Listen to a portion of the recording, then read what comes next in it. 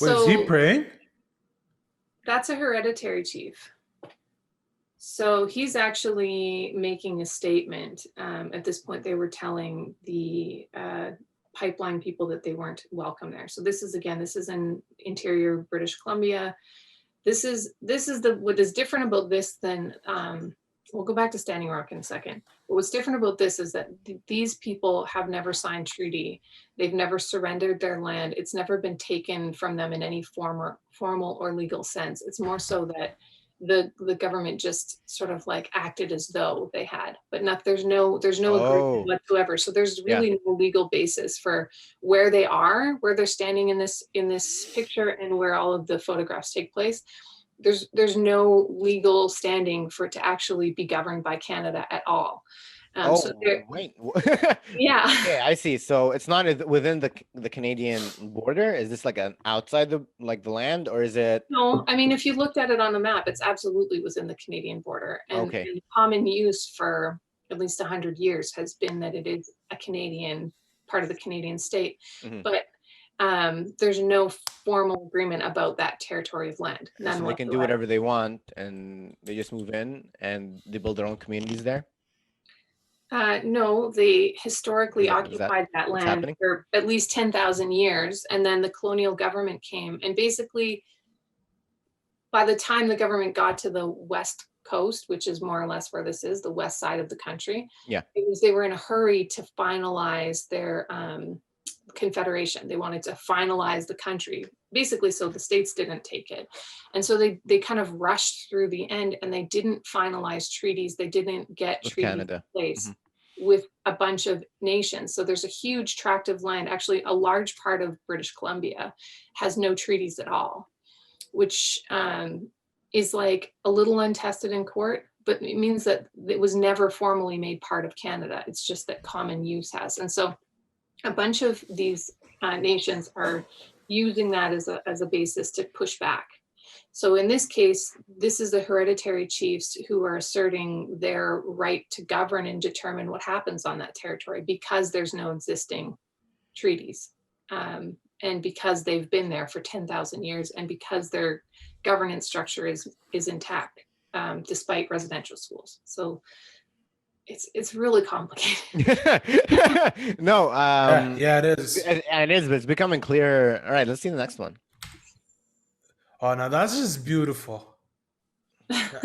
This is wallpaper art right there. Like I can put this in the back of my background of my computer, and every time I open my PC and look at this, I'll just be super amazed. Wow. I promise you, you've never been this cold in your entire life. I promise you. I promise you, I never knew cold my entire life. You know how hot it gets around my country? Yeah, you've never seen the heat he's got. Yeah, I promise you, you've never been as hot as we've been. Like this goes both way right here. Like sure enough. Like you guys go what do you do? Fahrenheit or degrees Celsius? I do Celsius, but perfect. I can usually figure out Fahrenheit. No. You're perfect. You're just like the rest of the world. That's great. We go up to 60 degrees Celsius in the summer. No, come on. Yeah, we do. So wild. Can you literally be alive at 60 degrees? Like, wouldn't you just go outside and just like cook and like die? No, our bodies adapted. Yeah. Like inside, in your car, in the kitchen, in malls, there's AC everywhere. Otherwise, we'd all literally like die, as you said. And at night it goes up to 40 degrees Celsius. Wow. No, it goes up to. It's minimum. It's gotten hotter now, right? Like you said, 60 degrees, but it hasn't always been this way. No. It used to be colder back then, but now it's just because of global warming and all that stuff. And now it's like 60 degrees. What's Amber in this photo? I'm just curious. What are you like? How do you have that? Is your lens like frozen? It's actually, this is through a windshield. So I was in a car and it was I see. It was very frosty because it was so cold and it was taking a long time to defrost. So wow, it's so beautiful, man. I have this weird affinity for snow. I don't know why. I just really like snow. Come to Canada, we have lots. No, not to that extent. Like I know my limits. I know my limit. Like Lebanon's as far as I'll go when it comes to snow. Not that much, but not nothing at all. Right? Yes. Oh, Oof. wonderful. Okay. What's going Well, on here we go. Let's talk us through this one. So this is the moment when the police, the RCMP, are coming to take the Wet'suwet'en people and their supporters off of the land, because what's happened is the pipeline company filed an injunction against them, and that's a whole nother complicated thing. But there's a long history in Canada where when people file for injunctions against Indigenous people, they almost always get them, like they almost always are approved. And injunctions against wait, can you, what is that? So what does that mean? An injunction, oh man, you're asking me legal questions. I'm not I don't, you so don't good know at it. that, All right. Fair. but But yeah, we're just trying to understand. Yeah. all you need to know about the injunction is that it's like a legal order from a court saying that XYZ has to happen or can't happen. So it gives the police power to enforce. So there's a dispute between the pipeline company and the Indigenous community. Oh, I The see. injunction gives the RCMP authority, quote unquote, to step in and enforce against them. I see. Wait. So here we go. Definition: an injunction is a court order requiring a person to do or cease doing a specific action, choosing whether to grant temporary injunction relief or, well, you guys can pause the video and read it, but yeah, which is basically what she said, right?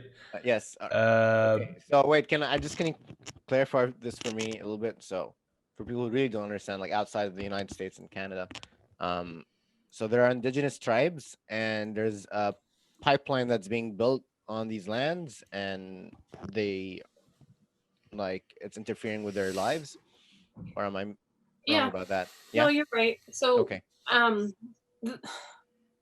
The only place I'll push back is like it often gets framed that it's like an environmental rights issue, and while the environment plays into it, because for the people who are standing up here, the territory is very important, that they can use it for hunting, and so the environment of the territory matters.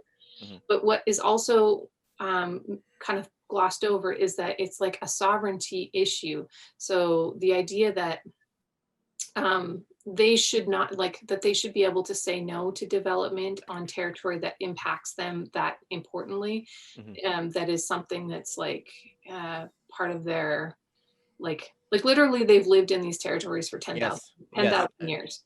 And it's part of their identity, that if you remove them from the territory, you basically remove their identity to a degree. And so, that's why they can't join maybe like our Western community, or like not like Western, but it's like they're much more connected to their nature and to their land and to their people. So maybe it makes that more difficult for them to like move to California. Or well, I mean, like they